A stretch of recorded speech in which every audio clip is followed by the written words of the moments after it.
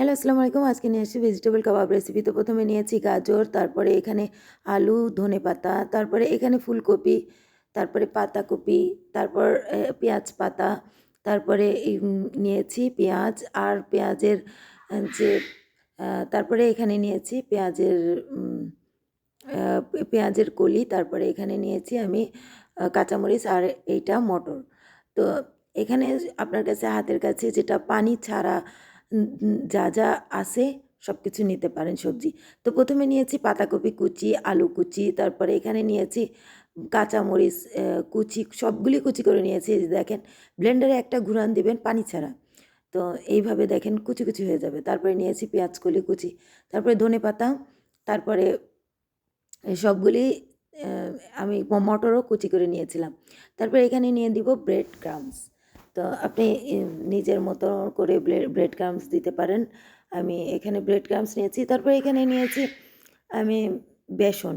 বেসনটাই দিবেন, না হলে কাবাবটা টেস্টি হবে না। তো তারপরে নিয়েছি এখানে কাবাব মশলা, তারপরে এখানে নিয়েছি ধনে গুঁড়া, জিরা গুঁড়া, হলুদ গুঁড়া, সব কিছু দিয়ে দিবেন। তারপরে দিয়ে আর লবণ একটু পরে দিবেন। আগে মাখিয়ে নেবেন, নাহলে এই সবজি থেকে পানি ছেড়ে দিবে। তারপরে ওই কাবাবটা ভালো হবে না।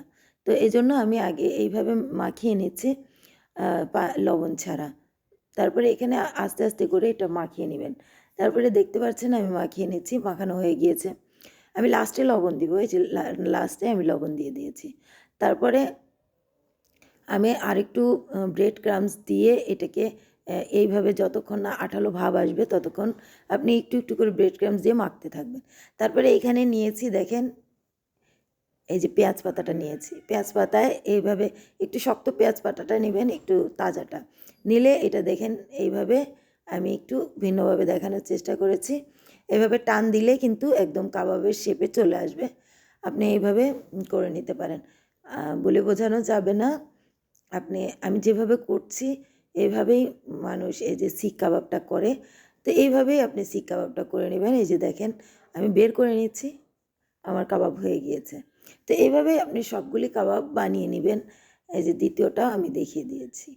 তো কাবাব বানিয়ে নিলাম এভাবে। তারপরে এখন আমি তাওয়ায় তেল দিয়ে দিব। তাওয়াতে তেল দিয়ে আমি কাবাবগুলি এগুলো ভেজে নেব, হালকা লাল লাল করে ভেজে নেব। তাওয়াটা তেল দিয়ে দিবেন। তো আমি এটা আস্তে আস্তে এটা দিয়ে দিব। তো দেখতেই পাচ্ছেন আমি এইভাবে দিয়ে দিচ্ছি। তো আমার কাবাবগুলি এইভাবে দিয়ে দিলাম। তারপরে এক পিঠ ওপিঠ করে, এক পিঠ ৩-৪ মিনিট, ওই পিঠ ৩-৪ মিনিট করে আপনি ভেজে এইভাবে নামিয়ে নিতে পারেন। তো দেখতে পাচ্ছেন আমি একটু কড়া করে ভেজেছি। আপনি চাইলে একটু হালকা করে ভাজতে পারেন, আর ডিপ ফ্রাইও করতে পারেন। এয়ার ফ্রায়ারও থাকলে এয়ার ফ্রায়ার দিতে পারেন। তো আমি এইভাবে শ্যালো ফ্রাই করে নিয়েছি। তো দেখতে পাচ্ছেন আমার এই কাবাবটাও রেডি হয়ে গিয়েছে। আমি এটা ধনেপাতা আর দই দিয়ে একটা চাটনি করেছি,